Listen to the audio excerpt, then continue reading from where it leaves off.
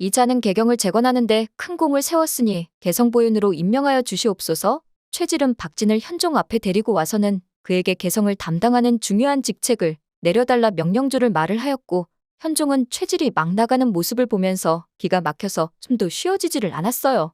임명권이란 것이 황제의 고유 권한인데 그것을 상소문 하나 쓰지도 않고 마치 사춘기 어린아이가 부모에게 떼쓰듯 어느 직책에 임명을 하게 해달라고 딱 직책까지 정해서 명령조로 이야기하니 이것은 월권을 해도 한참 월권인 것이었죠. 게다가 3참 이상의 무관은 문관을 겸직하게 해달라는 요청과 관리를 감찰하는 사정기관인 어사대를 없애고 금오대를 설치해서 무관들이 직접 기강을 잡겠다고까지 말을 하니 이것은 갑질을 하는 것을 떠나서 자기가 거의 왕 노릇을 하겠다는 거였죠?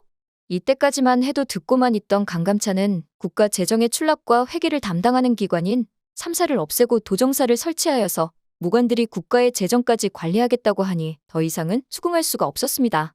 역시나 대부분의 문관들도 저게 뭐 하는 건지 이해가 가지 않아 한숨만 내쉬었고 오로지 현종만이 매우 침착한 어조로 생각해보겠다고 이야기를 하였는데요. 일전에 현종은 때로 감정적으로 행동하면서 자신의 감정을 주체하지 못해서 자주 붕괴하는 모습이 나오고는 했는데 여러 가지 거사를 거치면서 한층 성숙해진 현종은 매우 화가 나는 상황에서도 일단 침착하게 대응을 하는 모습을 보여 강감찬도 속으로 놀라고 있었죠. 그러자 최질은 현종을 향해서 생각은 무슨 생각이냐면서 지금 이 자리에서 바로 결정을 내려달라고 말을 하였고, 법도를 지나쳐도 한참 지나친 깡패 같은 최질의 모습을 보면서 강감찬이 도저히 참을 수 없어 한마디를 하고 말았어요. 도대체 최질 자네는 왜 이리 무례한 것이오? 왜 그렇게 모든 걸 졸속으로 처리하는 것이오? 국가기관이라는 것이 100년을 미리 내다보고 차분하게 준비해야 하는 것이란 말이오. 라고 예의 강감찬답게 호통을 쳤고, 이 상황을 지켜보고 있던 현종은 최질이 또 난리를 피울 것이 염려되었는지 윤호한다며 강감찬의 말을 잘라버렸어요. 최질의 제안을 너무나 쉽게 수긍하더니 더 바라는 것이 있냐고 물어보기까지 하는 현종을 이해할 수 없어 바라보던 현종은 최질과의 자리를 파한 후에 따로 현종에게 찾아가 왜 이러는지 연유를 묻기로 하였습니다.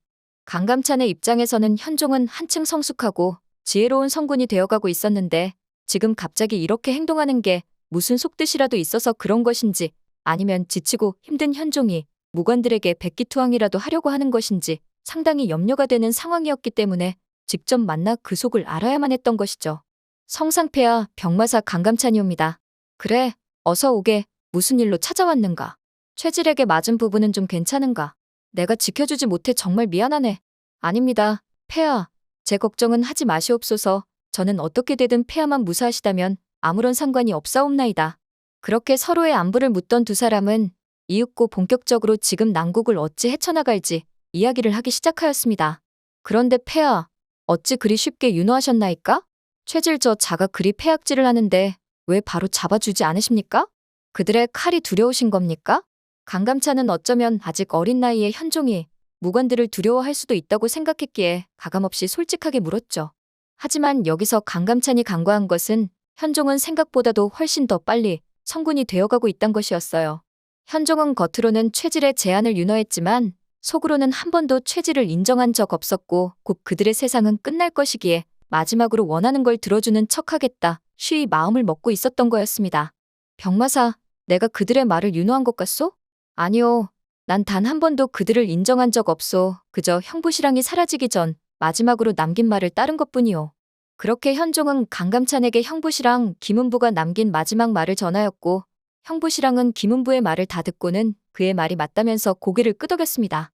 형부시랑이 현종에게 간곡히 부탁하길 절대 무관들과 싸우지 말 것이며 일단은 그들이 원하는 걸 뭐든 다 들어주어 그들의 세상이 온 것처럼 쏟게 만들고 그 뒤 일거에 처리하라는 것이었어요. 그렇지 않으면 어린 아이 같은 저들은 자신들이 반란을 일으켰음에도 불구하고 뜻대로 되는 게 없다고 생각하여 현종의 목을 칠 수도 있다는 것이었죠. 그렇게 주옥과 같은 마지막 말을 남기고 사라져버린 형부시랑의 안위를 걱정하며 현종은 강감찬에게 반드시 형부시랑을 찾아달라 부탁하는 모습을 보였습니다. 성상폐하 걱정하지 마시옵소서. 친종장군 지체문을 시켜서 원성부인과 형부시랑의 가족들을 찾아달라 말해놓았고 지체문은 개경 밖을 무사히 나갔습니다. 이 말을 들은 현종은 깜짝 놀라서 지체문 장군이 살아있다는 말이오? 예, 저희 집에서 잠시 쉬었다가 폐하를 위해 개경 밖으로 나섰습니다. 이 말을 들은 현종은 뜨거운 눈물을 흘렸어요.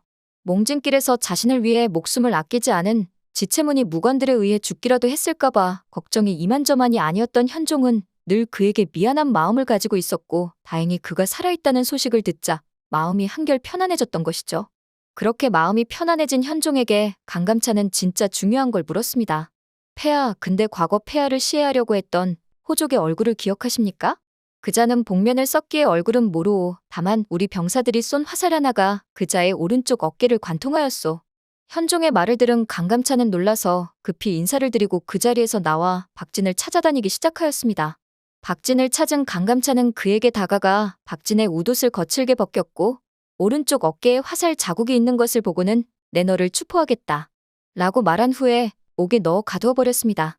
박진은 자기가 비록 옥에 갇혀있지만 자신의 편인 최질이 구하러 올 거라 믿었어요. 하지만 자기가 원한 걸 이미 다 이룬 최질은 더 이상 황제를 시해하려고 하였던 대역죄인과 엮일 이유가 없었습니다. 당연히 박진과 더 엮였다가는 자신마저 황제를 시해하려는 무리였다는 오명을 쓸 수 있기 때문에 최질은 박진을 손절하기로 하죠. 박진은 자기가 버림당했다는 것을 알고 최질에게 마지막 저주를 남겼으니 그동안 내가 너희의 머리가 되어주었는데 나를 이렇게 죽게 놔두니 너희는 머리가 없는 몸뚱이가 되어 곧 모두 죽게 될 것이다. 그러자 이 말을 들은 최질은 화가 나서 박진의 목을 단칼에 베어버렸습니다. 그렇게 박진은 자기의 뜻을 이루어 주었던 파트너 최질에 의해 죽게 되는데요.